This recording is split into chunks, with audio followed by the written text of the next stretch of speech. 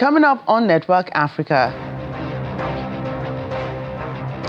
Nigeria's Vice President Kashim Shettima says trajectory of global growth is facing Africa and his country can make or mar transition. African Growth and Opportunity Act, AGOA, set to expire at the end of September as African countries face uncertainty over future trade relations with the United States. And Cameroonian government introduces online registration for consular cards for citizens of the country around the world.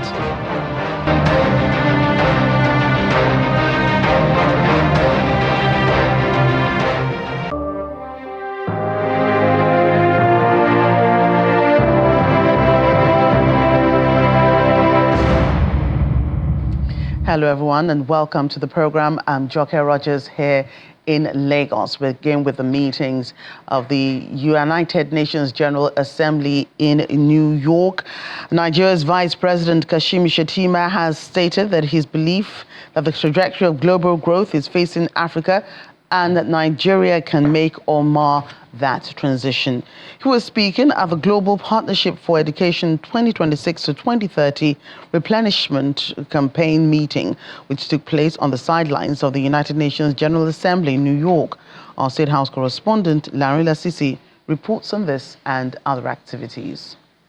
As world leaders continue with their presentations in the general debate of the 80th United Nations General Assembly, in different parts of the city, other meetings and activities are taking place. One of such is the Global Partnership for Education 2026 to 2030 replenishment campaign meeting, co-hosted by Nigeria's Minister of Education.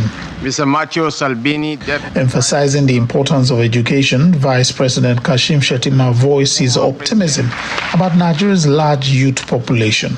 Hope springs eternal from the hearts of men and women, and I'm absolutely certain that in the fullness of time, our much anticipated demographic bulge will be translated into demographic dividends. Ours is a very young population. So in this age of the digital revolution, we are in a unique position to fill in the gap because the trajectory of global growth is facing Africa and Nigeria will make or mar that transition. Subnationals are also not left out as they also meet with investors. After signing an MOU, the Kaduna State Governor identifies the reasons states are faring better. The reason why we're making most of this progress and achievements is because President Bola Ahmed Tinubu, since he came in, he has done a lot in reaching out to a lot of global leaders. Without the federal government effort, subnational will not achieve much in terms of creating these opportunities. His counterpart from Zamfara State says engagements at the annual gathering have been positive. No, Zamfara is the state of solid minerals, and this is the thing that is ongoing now. And I'm so happy with the kind of response I received. There are people that are ready to commit their resources as well as technical expertise to do mining in Zamfara State. I mean, what else can I look for? Meanwhile, a report presented on the sideline of the General Assembly assesses Nigeria's progress regarding the Sustainable Development Goal 16, which looks to promote peaceful and inclusive societies for sustainable development.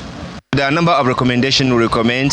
One is to ensure that Nigeria have a legal framework on whistleblowing, because a lot of Nigerians, when they want to expose corruption, they get victimized.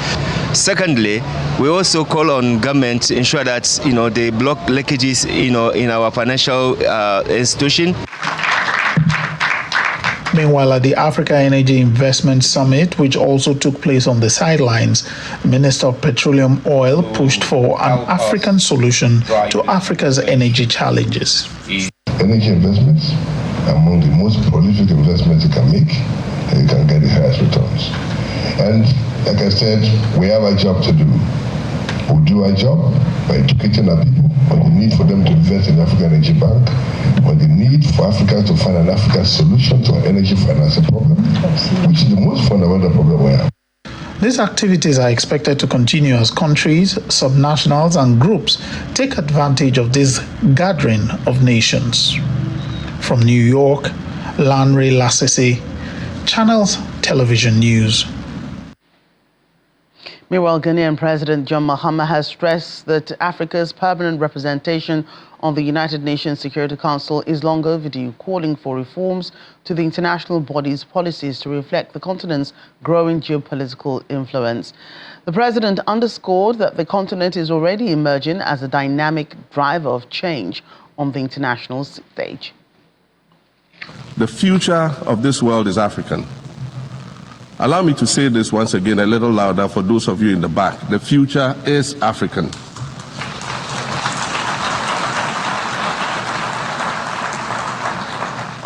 Already today, Africa is a catalyst for human potential and development, as well as for economic reform and ecological stability. Africa is a catalyst for systemic change. If this reality, which is fact-based and straightforward, seems provocative or unsettling, perhaps it's because you are viewing it through the lens of centuries of filters, colonialism and imperialism, and the resulting implicit bias.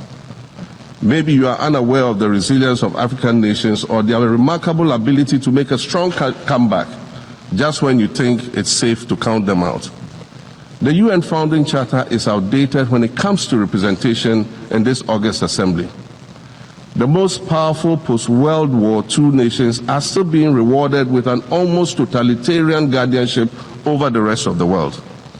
And yet, the first sentence in Chapter 2, Article 1 of the UN Charter declares that the organization is based on the principle of sovereign equality of all its members. If this were true, and was the case, a continent as large as Africa, with its numerous UN member states, would have at least one permanent seat on the Security Council.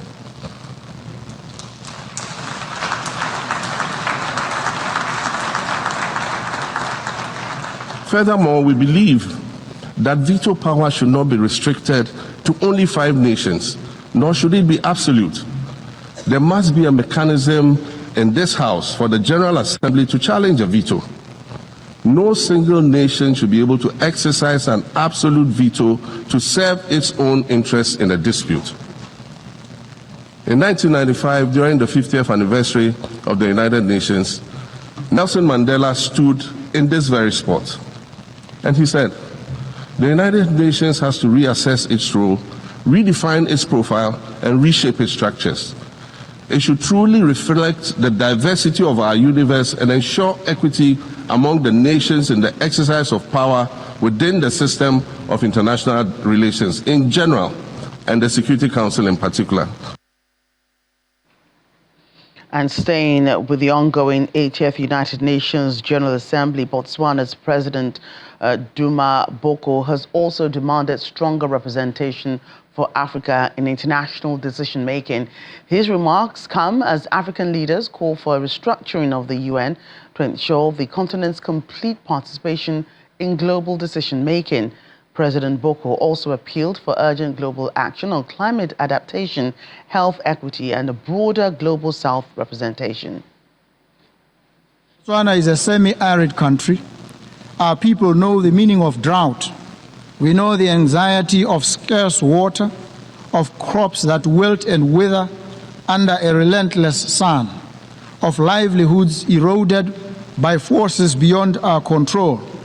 Climate change is not a distant threat, it is a present reality. That is why I've joined the Global Center for Adaptation, because adaptation must be at the center of sustainable development. I call on this Assembly to scale up financing for climate adaptation. Let us invest in water infrastructure, early warning systems, and climate-smart agriculture. Let us ensure that the promise of the Paris Agreement is not confined to paper, but realized in the lives of farmers, of herders, and children across the global South. Earlier this year, Botswana faced an acute shortage of essential medicines. This crisis exposed not only the vulnerabilities of our supply chains, but the wider inequities of the global health system. Access to medicines is a human right, not a privilege. We call upon the United Nations, international financial institutions, and the private sector to work with us to build resilient health systems. Together, let us explore local production, regional supply hubs, and fairer mechanisms to ensure that no nation is left to face health emergencies alone. As an African, I stand here as one of the trumpet voices of Africa, a continent all too often treated with affable indifference. Africa's voice is not heard. This United Nations cannot be truly international. It cannot be truly together and will not be better until our continent, home to 1/5 of the population of the world, is afforded an equal voice at the highest body of this organization. Meanwhile, Ethiopia is pledging a tougher stance against regional terrorism, stating that security of neighboring states is indivisible and interdependent. This comes after Ethiopia continued to respond to regional threats from Al-Shabaab in Somalia. It has previously deployed troops to bolster Mogadishu's security forces through missions such as the African Union Support and Stabilization Mission in Somalia.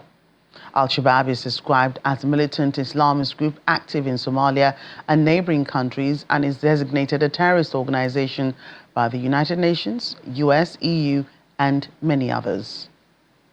President, it is our view that the national security of states, especially those in the same region, is indivisible and interdependent. To this effect, we will intensify our efforts to combat global terrorists operating in our region. We call on the international community to extend the required support to the African Union peace missions, in particular the African Union Support and Stabilization Mission in Somalia. Now is not the time to retreat from global action in combating terrorism. Furthermore, we reiterate our call for urgent action to reform the United Nations Security Council. Africa's representation in both categories of membership of the Council must be given priority. The Renaissance Sudan brings light to 60 million Ethiopians who currently lack access to any form of clean energy. It promises power to Ethiopia's energy demand, which grows by more than 20% every year. It is a symbol of liberation of millions of Ethiopian women and girls, freeing them from the back-breaking search for firewood. The dam will be instrumental in the attainment of all of the Sustainable Development Goals. It boosts our capability to provide clean water to our people who live under chronic shortage, create employment to our youth, and ensure food security. In this address at the meeting, Somalia's President Hassan Mahmoud says his country is evidence that multilateralism and global solidarity can make the world a better place and progressive place. President Mahmoud made the comment during the General Assembly's high-level debate, stressing that his government is determinedly working for a more just, peaceful and progressive world within the UN Security Council. Somalia is an evidence that multilateralism and global solidarity can make the world a better, safer, and progressive place. This lived experience is our own government's inspiration for a determinedly working for a more just, peaceful, and progressive world within the UN Security Council during our membership, because we know that we are truly better together.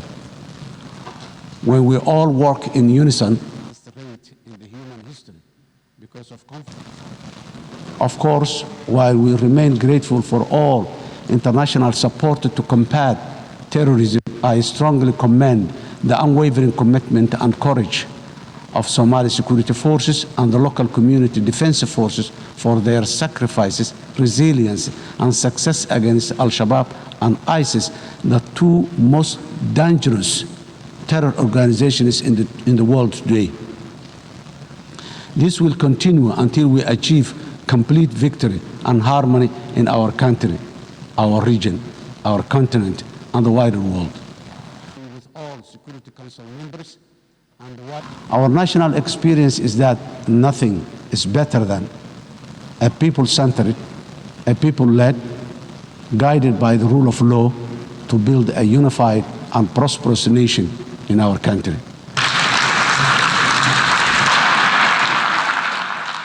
Still at the United Nations General Assembly, Sudan's Prime Minister Camille Idris has reaffirmed his government's commitment to a roadmap for peace in the country's ongoing civil war.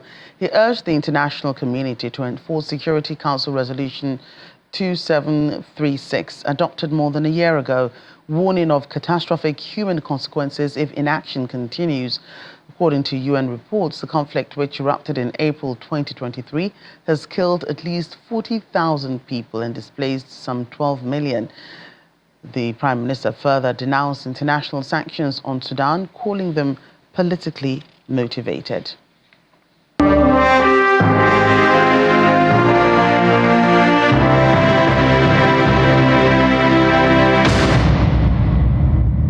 And coming up after the break,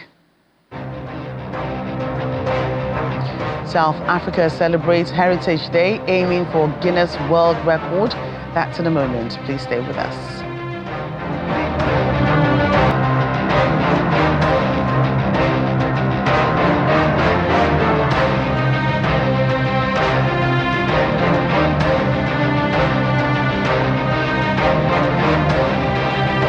Welcome back. The African Growth and Opportunity Act, popularly known as AGOA, is set to expire at the end of September, leaving African countries and industries bracing for potential economic disruption amid growing calls for renewal.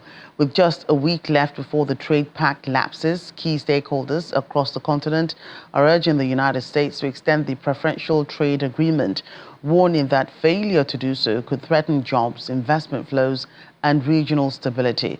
Kenya Private Sector Alliance has urged the United States to renew the African Growth and Opportunity Act for 16 years, warning that failure to do so could destabilize jobs and investment flows in both countries. Meanwhile, South Africa's Deputy Minister of Trade, Industry and Competition, Zuko Godlimpi, acknowledges that while the overall economic impact on South Africa may be modest due to its diversified economy, the expiration of AGOA would still deal a significant blow to specific sectors. Let's get more on this. Joining us is the CEO of Cowrie Assets Limited, Johnson Chukwu. Mr. Chukwu, a pleasure having you on the program today. Thank you, Joke, for having me. Good day. Well, the campaign for the end of AGOA has been on for a while now, and there seems to be a lot of trepidation, even a week to its expiration. What happens at the end of September?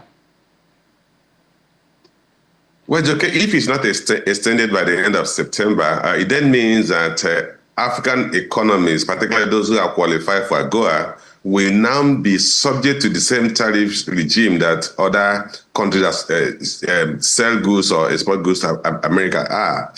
Take, for instance, the AGOA, which had been on for about 25 years. Remember, it started in 2000 for the first 15 years and was extended by 10 years to 2025, has allowed African economies, for instance, South Africa, Nigeria, a couple of Kenya, and a number of African countries, to export duty-free to the U.S. for some specific goods and services.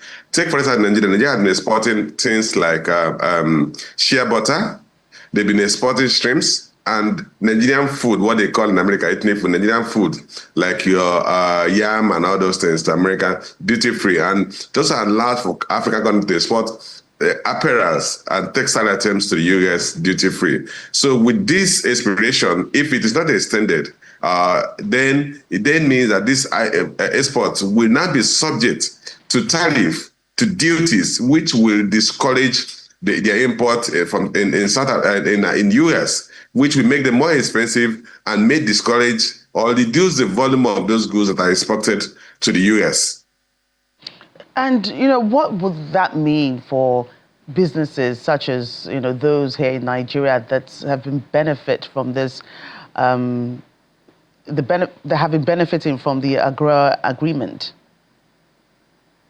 Well, it could affect anything that affects your turnover, that affects your sales, could actually affect the overall health of the entity, depending on the diversity of its export of its products. For instance, a company that is exporting shea butter to the US and it has no other product to export, may find out that if the demand for shea butter from them to the US in the US market declines, they may not be able to sustain their business operation. If you even extend that to countries like South Africa, that's a major US, a major export market.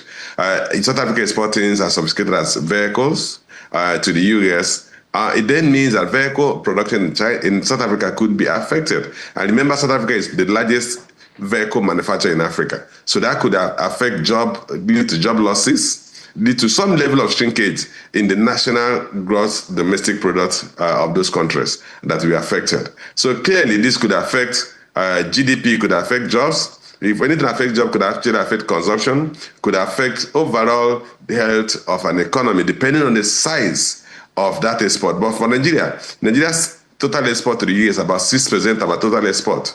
And Nigeria exports about 900 billion, exported about 900 billion naira worth of goods to the US in the second quarter of this year. So out of the 15 trillion export that we had, so if that's about 6%, so if that shrinks, of course, if you take out oil, then it will not materially shrink because Nigeria's export is largely oil. The greater part of that 6% is accounted for by oil. But that may not be the same with countries like South Africa. Of course, South Africa said their export is relatively diversified, but US account for a reasonable percentage of South African export. Today in Nigeria, they account for about 6% of Nigeria's export, but the majority of that is coming from oil export. But you still have other products, like I mentioned, shea butter, like things like shrimps, things like food items that are exported duty-free to the US market. Right, a short interview, I must say. We'll talk about this some other time, I'm sure, but a pleasure having you on the program. Thank you for explaining what will happen when the AGOA agreement expires next week, I believe. Johnson Chukwu, thank you for your time. Thank you for having me. We're now in South Africa and we're taking a look at the Heritage Day. Took on extra flavor when Loftus Versfeld Stadium in Pretoria transformed into the site of the world's largest communal festival in a bid for a Guinness World Record, according to a Guinness World Records adjudicator. The previous record was set in Japan in 2023 when, with 2,220 people, meanwhile, participants in South Africa hope to surpass that number with 2,500 people. In the meantime, confirmation of the attempt's success has not been announced yet, as the numbers are still being reviewed and verified by the Guinness World Records adjudicators. So we're here at Loftus Park in Pretoria, a very famous rugby ground, and I'm adjudicating the most people grilling or barbecuing simultaneously. It's a record that already exists, set in Japan in 2023, where 2,220 people achieved the record. Today they're hoping to beat that with 2,500 people. You know, we out here in USA, United States of South Africa, the world's biggest bride. The world's biggest bride. The energy's up, the vibe is up. We got Tonga people, Tswana people, Zulu people. We got everyone. We got colors. We got the Nibs. Come on, man. It's the best place to be in South Africa, actually. Look at us. Everybody's buying. It's a vibe, eh? People enjoying the country. Like, look at this.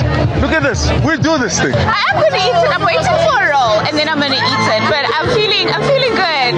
First time buying, feeling good. I'm glad they lit it for me because I would have started a fire. I think to be part of history being made here today at Loftus is awesome, and what's great is sharing it with South Africans, different races, different cultures, sharing it with my wife and my dad. You know, it's awesome.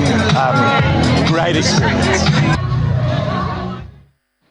And finally, did you know South Africa has 12 official languages, is one of the most linguistically diverse countries in the world, a testament to its rich cultural heritage and post-apartheid commitment to inclusivity.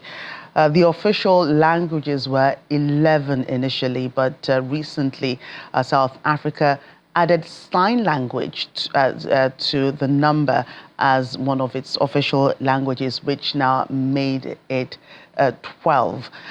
So if you didn't know that, now you do. That's our program today. Thank you for watching. I'm Jokia Rogers.